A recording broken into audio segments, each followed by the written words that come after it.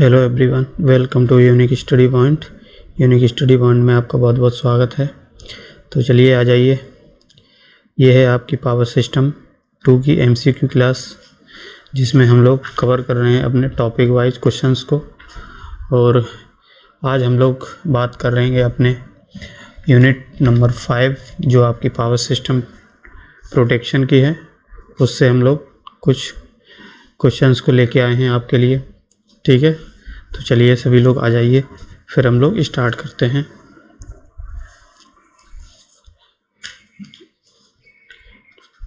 Power system 2,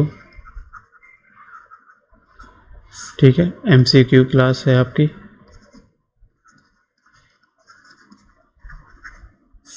ठीक है, तो चलिए आ जाइए सभी लोग, फिर हम लोग स्टार्ट करते हैं। तो देखिए क्वेश्चन नंबर फर्स्ट में क्या कहा गया है। देखिए हमारी क्लास आज प्रॉपर तरीके से चल नहीं पाई थी नेट की कनेक्टिविटी के कारण, तो इसलिए हम लोग क्या करते हैं, दोबारा से इस क्लास को अच्छे से स्टार्ट करते हैं, ठीक है। तो चलिए फिर आ जाइए सभी लोग स्टार्ट करते हैं फिर। तो देखिए क्वेश्चन में कहा गया है circuit breaker is used for which of the following. तो सर्किट ब्रेकर जो बेसिकली आपका यूज किया जाता है, इनमें से किसके लिए आपको यूज किया जाता है, ठीक है। तो आपको बताना है वोल्टेज कंट्रोल के लिए, पावर कंट्रोल के लिए, फ्रीक्वेंसी कंट्रोल के लिए, ओवर करंट प्रोटेक्शन के लिए। तो बताइए। तो सबसे पहले हम लोग समझते हैं सर्किट ब्रेकर। तो हम जानते हैं सर्किट ब्रेकर हमारा क्या होता है, एक मैकेनिकल स्विच होता है, स्विच की तरह हमारा होता है, ठीक है। मैकेनिकल स्विच होता है जिसमें हमारे फिक्स्ड और मूविंग कॉन्टैक्ट होते हैं, ठीक है। नॉर्मल कंडीशन में हमारा जो सर्किट ब्रेकर होता है वो क्या होता है, कनेक्टेड रहता है, ठीक है। ये चीज़ याद रखेंगे। और जैसे ही एबनॉर्मल कंडीशंस होती है, एबनॉर्मल कंडीशन का मतलब क्या है, जैसे ही आपकी फॉल्ट हुई है, ठीक है, तो उस केस में हमारा क्या हो जाएगा, ये सर्किट ब्रेकर ओपन हो जाता है, इसके कॉन्टैक्ट जो हैं वो ओपन हो जाते हैं, ठीक है, जिससे हमारी फॉल्ट जो है बच जाती है, ठीक है। सिस्टम हमारा डैमेज होने से बच जाता है। तो ये हमारा सर्किट ब्रेकर है। अब ये बेसिकली हमारा किस लिए यूज किया जाता है, ओवर करंट प्रोटेक्शन के लिए। यानी कि जो ज़्यादा ओवर करंट होगी तो वही तो हमारी फॉल्ट है ना। फॉल्ट करंट का मतलब क्या है, जो आपकी रेटिंग से ज़्यादा करंट आ जाए किसी भी डिवाइस में या मशीन में, तो वो हमारी क्या कहलाएगी, ओवर करंट, ठीक है। तो किससे प्रोटेक्ट करती है, ओवर करंट प्रोटेक्शन से। चलिए नेक्स्ट क्वेश्चन आंसर दीजिए इसका। The most suitable circuit breaker for interrupting short line fault without resistance switching। तो देखिए हम जानते हैं कि हम लोग सर्किट ब्रेकर में, आपके कुछ सर्किट ब्रेकर्स होते हैं जिसमें हम लोग रेजिस्टेंस स्विचिंग का काम करते हैं, ठीक है। रेजिस्टेंस स्विचिंग का काम क्या होता है कि जो भी आपका आर्क होता है, ठीक है, उस आर्क को रिड्यूस करने के लिए हम लोग रेजिस्टेंस स्विचिंग और टाइप की स्विचिंग्स होती हैं उनका यूज करते हैं। तो आपको ये बताना है कि इनमें जो आपका होता है, किस में आपका विदाउट रेजिस्टेंस स्विचिंग का यूज किया जाता है, ठीक है। तो किस टाइप के सर्किट ब्रेकर में, तो हमेशा याद रखेंगे SF6 सर्किट ब्रेकर जो होता है उसमें हम लोग बिना रेजिस्टेंस स्विचिंग के लिए यूज कर सकते हैं, ठीक है।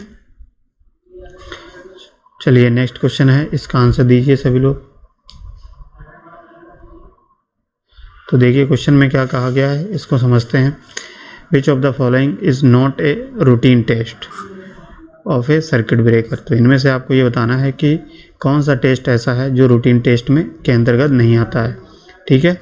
तो रूटीन टेस्ट के अंतर्गत हमारा कौन से आ जाता है, तो रूटीन टेस्ट के अंतर्गत हमारे जो है डाइलेक्ट्रिक टेस्ट है, थर्मल टेस्ट है और DC resistance voltage drop test है, ठीक है। जबकि हमारा शॉर्ट सर्किट टेस्ट कैसा है, वो हमारा रूटीन टेस्ट के अंतर्गत नहीं आता है। रूटीन टेस्ट का मतलब जो आपका पर्टिकुलर टाइम पे टाइम टू टाइम हमारा टेस्ट किया जाता है, ठीक है, सर्किट ब्रेकर का।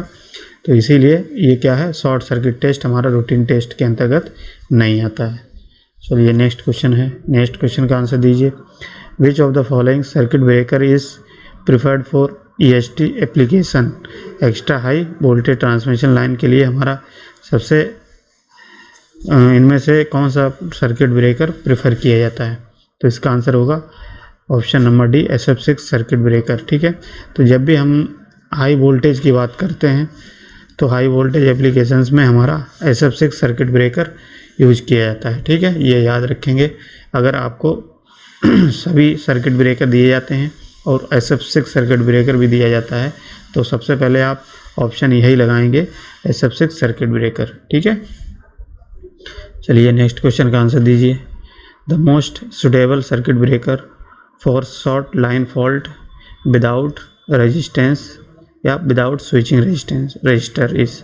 तो अभी हमने आपको बताया कि आपका कौन सा सर्किट ब्रेकर होता है जो मोस्टली आपका यूज किया जाता है शॉर्ट लाइन फॉल्ट के विदाउट रजिस्टर की स्विचिंग की वजह से। तो बताइए SF6 सर्किट ब्रेकर,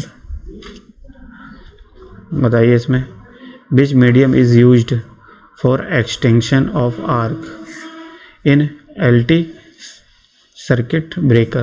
तो आपको ये बताना है LT सर्किट ब्रेकर में जो लो वोल्टेज के, जो लो टेंशन सर्किट ब्रेकर होते हैं उसमें जो आर्क का एक्सटेंशन होता है, ठीक है, आर्क को बुझाने के लिए जो मीडियम यूज किया जाता है वो आपको बताना है कौन सा किया जाता है। ठीक है, मीडियम, कौन सा मीडियम यूज किया जाता है।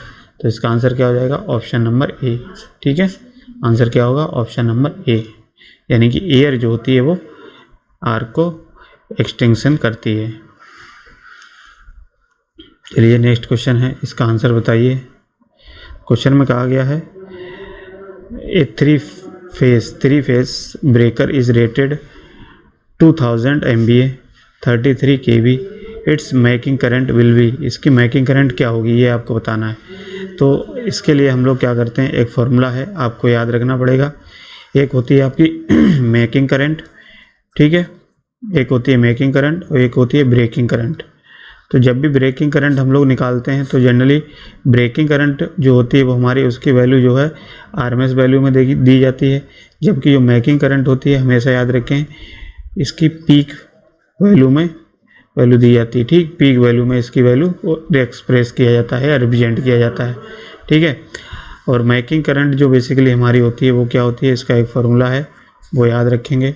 मेकिंग करंट इक्वल्स टू होता है 2.55 इंटू ब्रेकिंग करंट। ठीक है, ये होता है मेकिंग करंट का फार्मूला। अब इसी फार्मूले में हम लोग क्या करते हैं, ब्रेकिंग करंट का पहले तो ब्रेकिंग करंट निकालेंगे। तो ब्रेकिंग करंट कैसे निकालते हैं, तो ब्रेकिंग करंट जैसे आपको जो रेटिंग दी गई है वहाँ से आप ब्रेकिंग करंट निकालेंगे। देखिए ब्रेकिंग करंट निकालने के लिए हम क्या करते हैं, ये ब्रेकिंग करंट है मान लिया IV मान लीजिए इसको। तो अब हम जानते हैं पावर क्या है हमारी, √3V IV। ठीक है, तो यहाँ से IV जब निकालोगे तो हमारी क्या होगी, पावर P/√3V। ठीक है, ये हो जाएगा P कितना दिया गया है 2000/√3 इंटू V कितना दिया गया है, तो 33 इंटू 10⁻3। ठीक है, इसको जब आप सॉल्व करेंगे तो अब इसकी वैल्यू जो IV है इसकी वैल्यू यहाँ पुट कर दीजिए 2.55 इंटू 2000/√3 इंटू 33 इंटू 10⁻3। ठीक है, इसको जब आप सॉल्व करेंगे तो आई थिंक इसका आंसर आएगा 89 किलो एम्पियर। ठीक है, तो इसके मेकिंग करंट हमारी कितनी निकल के आ जाएगी, making current equals to 89 kilo ampere. ठीक है, ये हमारी करंट निकल के आ जाएगी। चलिए नेक्स्ट क्वेश्चन का आंसर दीजिए। इसका आंसर क्या हो जाएगा, तो हमारा ऑप्शन नंबर डी। ठीक है, इतनी बात समझ में आ गई सब लोगों के। अब ये इतनी बात समझ में आ गई सब लोगों के, बताइए। अच्छा, एक ये कैलकुलेशन में थोड़ा ध्यान दीजिएगा, ये MVA में दिया गया है तो हम इसको 10⁶ लिख सकते हैं। तो यहाँ पे क्या हो जाएगा 10⁶, तब आप सॉल्व करेंगे तब इसका आंसर आ जाएगा। ठीक है, चलिए नेक्स्ट क्वेश्चन है, इसका आंसर दीजिए सभी लोग। The circuit breaker preferred for low current interruption at high voltage. तो आपको बताना है इनमें से कौन सा सर्किट ब्रेकर होता है जो प्रेफर किया जाता है लो करंट, यानी कि लो करंट और हाई वोल्टेज के लिए। ठीक है, तो इसका आंसर क्या हो जाएगा, option number C, vacuum circuit breaker. ठीक है, तो वैक्यूम सर्किट ब्रेकर जो होता है वो बेसिकली हमारा लो करंट और हाई वोल्टेज को के इंटरप्शन के लिए हमारा वैक्यूम सर्किट ब्रेकर यूज किया जाता है। चलिए नेक्स्ट क्वेश्चन है, नेक्स्ट क्वेश्चन का आंसर दीजिए। Auto reclosing is used in case of, तो आपको बताना है कि ऑटो रिक्लोजिंग जो आपका यूज होता है वो किसके लिए यूज होता है, किस टाइप के सर्किट ब्रेकर के लिए। ठीक है, तो ऑटो रिक्लोजिंग बेसिकली हमारा जो होता है वो एयर ब्लास्ट सर्किट ब्रेकर के लिए होता है, याद रखेंगे सभी लोग। ठीक है, क्योंकि आपको इस चैप्टर में क्या होता है, बहुत सारे क्वेश्चन आपको एक तरीके से रटने की कोशिश करनी पड़ रही है। ठीक है, क्योंकि रटना पड़ रहा है, इसके पीछे आप लोग अभी कॉन्सेप्ट तो समझे नहीं हैं, तो अगर कॉन्सेप्ट नहीं समझे होंगे तो कहीं ना कहीं आपको थोड़ी कन्फ्यूज़न हो रही होगी इन क्वेश्चंस में। ठीक है, तो 1 से 2 बार, 2 से 3 बार आप वीडियो को हाई स्पीड में देख लीजिएगा तो आपको ये क्वेश्चन रट भी जाएंगे। ठीक है, क्योंकि आपको एग्ज़ाम में करना है तो किसी न किसी तरीके से इनको रटना ही पड़ेगा, क्योंकि आपके पास इतना अब टाइम नहीं बचा है कि जिससे कि आप सारे कॉन्सेप्ट को अब पढ़ पाओ। जो लोग पढ़ लिए हैं कॉन्सेप्ट उनको अच्छी बात है, उनको समझ में आ रहा होगा। जो लोग कॉन्सेप्ट को नहीं पढ़े हैं उनको चीज़ें समझ में नहीं आ पा रही होंगी। ठीक है, तो उनको क्या है, किसी भी तरीके से इनको सॉल्व करना है या बार बार इनको रटना है। ठीक है, अब चलिए नेक्स्ट क्वेश्चन का आंसर दीजिए। क्वेश्चन में कहा गया the chance of arc interruption in subsequent current zero, तो आपको बताना है कि जो आर्क इंटरप्शन की चांसेस होती हैं इन सब्सिक्वेंट करंट में वो जीरो में, सब्सिक्वेंट करंट जीरो में जो आपकी चांसेस होते हैं आर्क के इंटरप्शन होने के, वो कैसे होते हैं इन ऑप्शन में आपको बताना है। ठीक है, देखिए क्वेश्चन में इसका आंसर क्या होगा, डिक्रीज इन ABCB। ABCB की मतलब क्या है, air blast circuit breaker. Air blast जो सर्किट ब्रेकर में होता है वो आपके उसमें डिक्रीज होते हैं चांसेस, जबकि ऑयल सर्किट, OC का मतलब क्या है, ऑयल सर्किट ब्रेकर। ठीक है, तो ऑयल सर्किट ब्रेकर के केस में जो सब्सिक्वेंट करंट होती है वो हमारी जीरो होती है। ठीक है, तो इसका आंसर क्या हो जाएगा, वो बढ़ जाती है ऑयल सर्किट ब्रेकर में, आंसर B। चलिए नेक्स्ट क्वेश्चन, ये क्वेश्चन इंपॉर्टेंट है, इसको आप सभी लोग मार्क कर लीजिए। ठीक है, अब देखिए इस क्वेश्चन में क्या कहा गया है, for a circuit breaker choose the correct relation. तो इनमें से आपको ये बताना है 4 रिलेशन दिए गए हैं, 4 रिलेशन में आपका कौन सा सही है। ठीक है, तो अब देखिए ब्रेकिंग टाइम की बात करें, जैसे ब्रेकिंग का मतलब क्या होता है, एक चीज़ समझ लीजिए, ब्रेकिंग और मेकिंग करंट।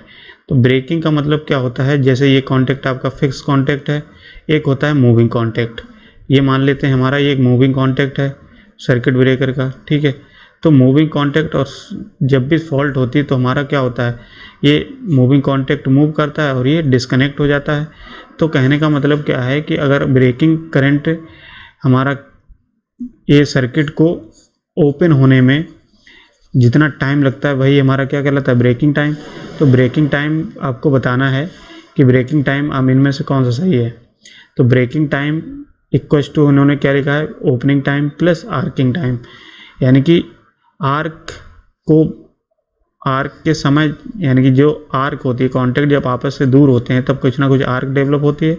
तो ये आर्क डेवलप होना और कॉन्टैक्ट को ओपन होने, ठीक है, ओपनिंग होने में जितना टाइम लगता है वो हमारा क्या कहलाता है, ब्रेकिंग टाइम कहलाता है। ठीक है, तो इसका आंसर क्या हो जाएगा, ऑप्शन नंबर A।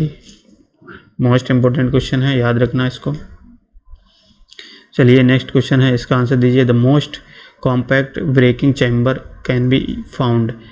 तो आपको बताना है कि मोस्ट कॉम्पैक्ट जो ब्रेकिंग चैम्बर होता है किस में आपको मिलता है। ठीक है, air circuit breaker, bulk oil circuit breaker, minimum oil circuit breaker, vacuum circuit breaker. तो क्या याद रखेंगे, कॉम्पैक्ट जो चैम्बर्स होता है आपका ब्रेकिंग चैम्बर्स, वो आपको किस में होता है, वैक्यूम सर्किट ब्रेकर। जब आप डिटेल में पढ़ेंगे तो आपको समझ में आएगा। ठीक है, वैक्यूम सर्किट ब्रेकर। चलिए नेक्स्ट क्वेश्चन है, इसका आंसर दीजिए। अब देखिए इस क्वेश्चन में क्या कहा गया, 3 phase 33 kV oil circuit breaker is related 1200 2000 MVA the symmetrical breaking current. तो सिमेट्रिकल ब्रेकिंग करंट का मतलब क्या है, हमको ब्रेकिंग करंट निकालनी है।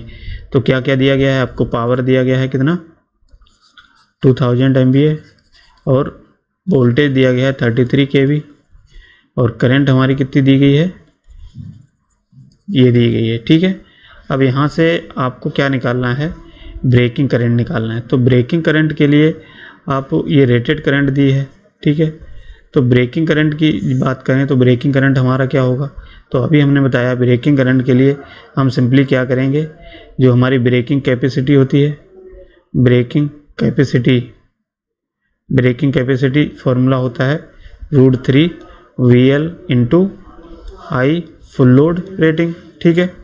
फुल लोड रेटिंग, तो फुल लोड रेटिंग का मतलब या ब्रेकिंग एक ही चीज़ होती है, ठीक है।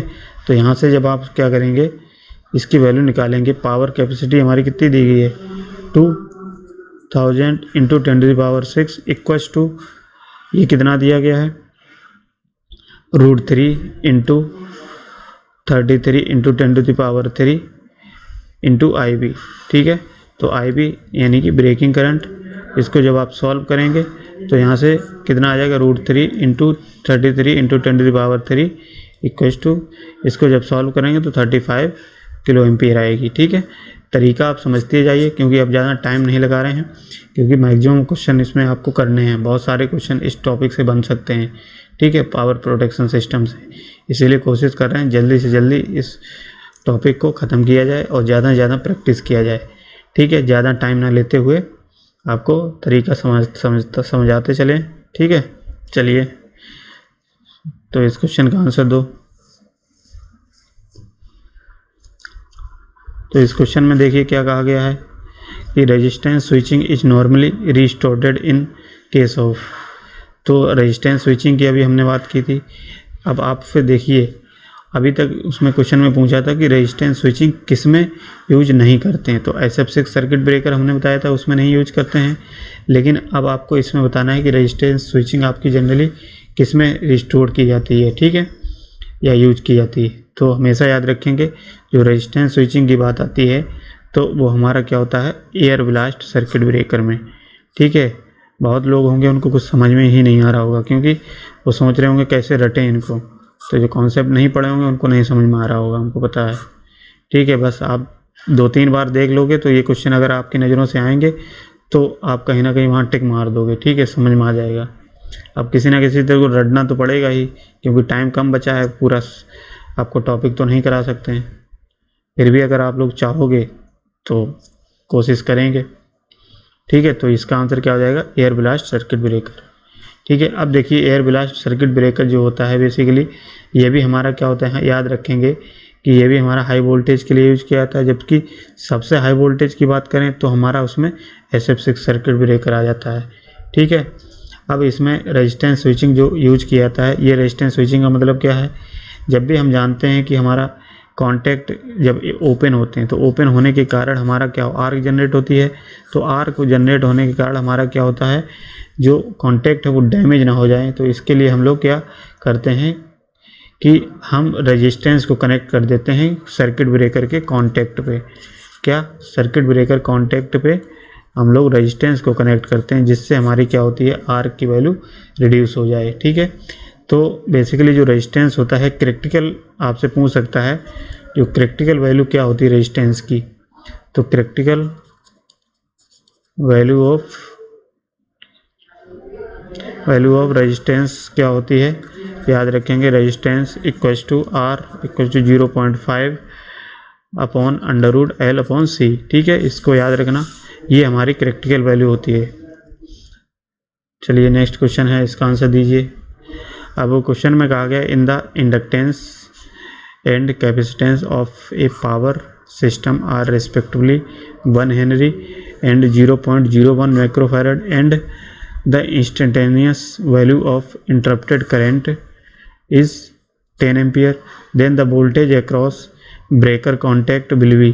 तो आपको क्या बताना है कि इंटरप्टेड जो करंट है हमारी इतनी दी गई है, तो आपको बताना है कि जो वोल्टेज सर्किट ब्रेकर कॉन्टैक्ट पे मिलता है जो होगा वो कितना होगा, ठीक है।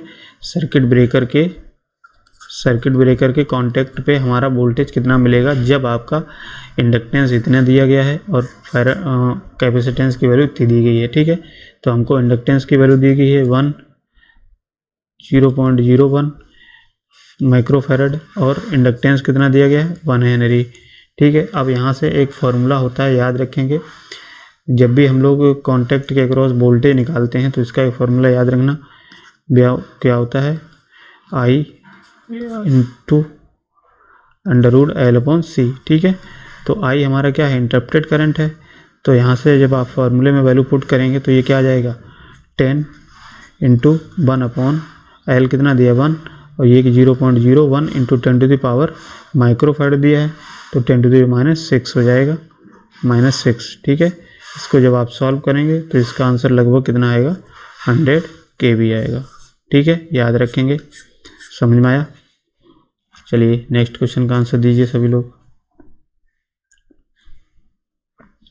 क्वेश्चन में कहा गया breaking current of a circuit breaker is, तो आपको बताना है जो ब्रेकिंग करंट होती है आपको मेकिंग करंट से कंपेयर कराया गया है। ठीक है, पहला तो ऑप्शन दिया गया less than the its making current, making current से कम होता है, more than making current, equal to the making current, none of the option. तो बताइए आंसर क्या होगा।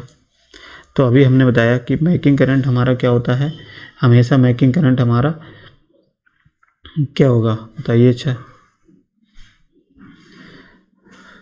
तो मेकिंग करंट हमेशा कम होता है, क्योंकि अभी हमने बताया कि जब भी ब्रेकिंग करंट हम लोग निकालते हैं, सॉरी मेकिंग करंट तो ज़्यादा होगा। तो अभी हमने फॉर्मूला एक देखा था आपका मेकिंग करंट का। ठीक है, तो मेकिंग करंट हम लोग का फॉर्मूला क्या था, मेकिंग करंट हमने निकाला था 2.55 इंटू ब्रेकिंग करंट, यही फॉर्मूला था। तो यहाँ से ब्रेकिंग करंट देखिए क्या है, ब्रेकिंग करंट लेस देनी तो होगी, तो मेकिंग करंट तो ज़्यादा है, और ब्रेकिंग करंट हमारा देखिए मेकिंग करंट 2.55 टाइम्स है किसके, ब्रेकिंग करंट के। तो हम कह सकते हैं कि हमारी आंसर क्या हो जाएगा, ऑप्शन नंबर ए। ठीक है, इन ब्रेकिंग करंट हमारा क्या है, कम होता है किससे, मेकिंग करंट से। तो इसका आंसर क्या हो जाएगा, ऑप्शन नंबर ए। चलिए नेक्स्ट क्वेश्चन है, इसका आंसर दीजिए। क्वेश्चन में कहा गया करंट चॉपिंग अकर्स ड्यूरिंग, तो आपको बताना है कि जो करंट होती है, करंट चॉपिंग वो कब आपकी अकर होती है, कब मिलती देखने को मिलती है। तो सबसे पहले तो समझ लेते हैं करंट चॉपिंग क्या होता है। ठीक है, तो करंट चॉपिंग आप ऐसे समझिए कि जब भी हम लो इंडक्टिव करंट को, लो इंडक्टिव जो करंट होती है, ठीक है, उसको इंटरप्ट करते हैं।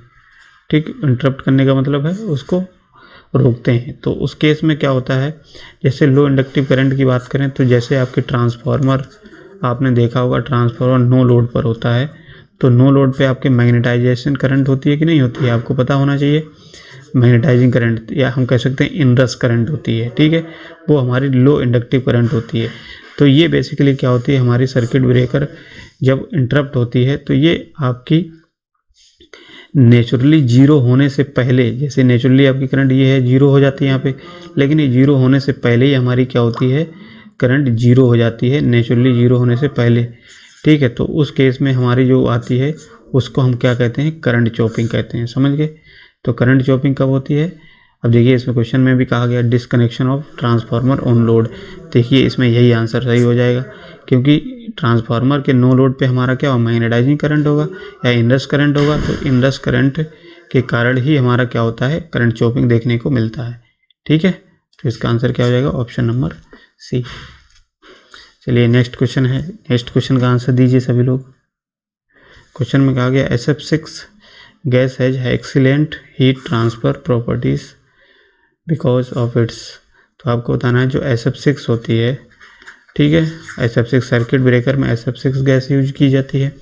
तो उसमें आपको बताना है कि जो हीट ट्रांसफ़र प्रॉपर्टीज़ होती है वो उसकी एक्सीलेंट होती है, अच्छी होती है। क्यों होती है ये आपको बताना है।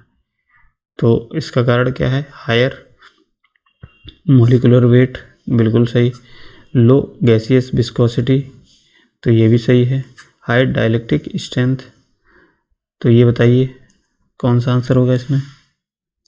तो इसका आंसर होगा ऑप्शन नंबर डी, यानी कि ऑप्शन नंबर ए और बी। तो इसका मॉलिक्यूलर वेट भी कम होता है, सॉरी हाई होता है इस गैस का, और इसकी विस्कोसिटी जो होती है गैस की वो भी कम होती है। तो यही दोनों ऑप्शन सही हो जाएंगे। इसका बताइए आंसर। ब्रेकडाउन इज़ परमानेंट इन, आपको बताना है कि जो ब्रेकडाउन होता है, तो ब्रेकडाउन बेसिकली परमानेंटली किस में होता है, लिक्विड में होता है, फिर वेपर में होता है, सॉलिड में होता है, गैसेस में होता है। तो इसका आंसर क्या हो जाएगा, ऑप्शन नंबर डी, सॉलिड में। तो ब्रेकडाउन जब भी बात की जाती है, ब्रेकडाउन का मतलब क्या है, आपका टूट जाना। एक तरीके से ब्रेकडाउन का मतलब ये समझिए, जैसे एयर है मान लिया, ठीक है, जैसे ये कंडक्टर है, कंडक्टर के चारों तरफ अगर हम लोग कहें करंट फ्लो करते हैं, दो कांटेक्ट मान लीजिए, इस तरीके से मान लीजिए, कोई कांटेक्ट मान लीजिए, पास कांटेक्ट हैं, ठीक है। इनका कहने का मतलब है कि आपका जब करंट फ्लो करें तो इसमें आपका करंट एक दूसरे में नहीं फ्लो होना चाहिए। अब जब भी हाई करंट फ्लो होती है, हाई वोल्टेज, तो आर्क के कारण हमारा क्या होता है, आर्क हो जाती है, तो आर्क के कारण हमारी ये करंट जो है इसमें भी फ्लो होने लगती है। तो इसका मतलब क्या है, हमारा जो इंसुलेशन प्रोवाइड किया गया था वो ब्रेक हो गया। एक तरीके से जो एयर है वो एयर का ब्रेक डाउन हो गया। तो यहाँ पे क्या है, एयर ही है, एयर का ब्रेक डाउन हो गया। तो हम कह सकते हैं, तो सॉलिड होगा, सॉलिड में हमारा क्या होता है, ब्रेक डाउन परमानेंटली होता है, जबकि लिक्विड और वेपर में ये परमानेंटली नहीं होता है। ठीक है, आंसर डी। चलिए नेक्स्ट क्वेश्चन का आंसर दीजिए। SF6 गैस इज, तो आपको क्या बताना है कि जो SF6 होती है वो नेचुरल गैस होती है, non toxic, non attaching gas होती है, क्विक आयनाइजिंग गैस होती है, इलेक्ट्रोनेगेटिव गैसेस होती है।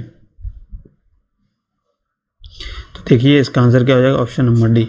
तो SF6 हमेशा याद रखना इलेक्ट्रोनेगेटिव गैस होती है। ठीक है, तो इलेक्ट्रोनेगेटिव गैस होने के कारण क्या करता है, ये एब्जॉर्ब करता है फ्री इलेक्ट्रॉन्स को। ठीक है, जिससे हमारा क्या होता है, आर्क प्रोड्यूस होता है कॉन्टैक्ट के बीच में। ठीक, तो इसका आंसर क्या हो जाएगा, ऑप्शन नंबर डी। तो इस क्वेश्चन का आंसर दीजिए सभी लोग। क्वेश्चन में कहा गया है the phenomena of current chopping in air blast circuit breaker occurs while. आपको बताना है कि जो करंट चॉपिंग का फिनोमेना होता है एयर ब्लास्ट सर्किट ब्रेकर में, वो अकर होता है या प्राप्त होता है कब। ठीक है, तो क्वेश्चन में कहा गया है इंटरप्टिंग कैपेसिटिव करंट, तो ये तो गलत है बिल्कुल। इंटरप्टिंग इंडक्टिव करंट, तो ये क्वेश्चन आपका सही है, क्योंकि इंडक्टिव करंट हमने बताया कि लो इंडक्टिव करंट ही तो बताया था अभी। तो हमेशा याद रखना लो इंडक्टिव करंट का मतलब क्या है, हमारी इंडक्टिव करंट की बात की गई है। तो यहाँ पे यही ऑप्शन सही हो जाएगा, होगा कि नहीं, करंट चॉपिंग। तो करंट चॉपिंग का मतलब होता है जो लो इंडक्टिव करंट को हम लोग नेचुरली जीरो से पहले ही अगर इंटरप्ट करने की कोशिश करते हैं तो उस फिनोमेना इंटरप्ट हो जाती है, तो उस फिनोमेना को ही करंट चॉपिंग कहा जाता है। ठीक है, चलिए नेक्स्ट क्वेश्चन का आंसर दीजिए। क्वेश्चन में कहा गया है in circuit breaker the stability of arc in vacuum depend upon. तो सर्किट ब्रेकर में जो स्टेबिलिटी होती है, आर्क की जो स्टेबिलिटी होती है, ठीक है, वैक्यूम में, वैक्यूम टाइप सर्किट ब्रेकर में, तो वो आपकी डिपेंड करती है किस पे, बताइए।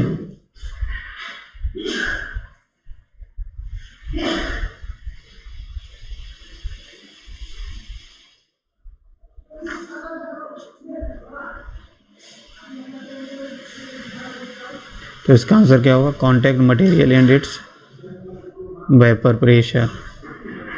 Contact material and it's vapour pressure. ठीक है, तो ये बेसिकली किस पे डिपेंड करता है, हमारा जो कॉन्टैक्ट बने होते हैं उसके मटेरियल पे और उसके वेपर प्रेशर पे। ठीक है, तो इसका आंसर क्या हो जाएगा, ऑप्शन नंबर बी। चलिए नेक्स्ट क्वेश्चन है, इसका आंसर दीजिए। क्वेश्चन में क्या आएगा, dielectric strength of SF6 gas is approximately. जो SF6 सर्किट ब्रेकर आपका यूज किया जाता है उसमें SF6 जो गैस होती है उसकी डाइलेक्ट्रिक स्ट्रेंथ आपको बतानी है। ठीक है, तो डाइलेक्ट्रिक स्ट्रेंथ कितनी होती है,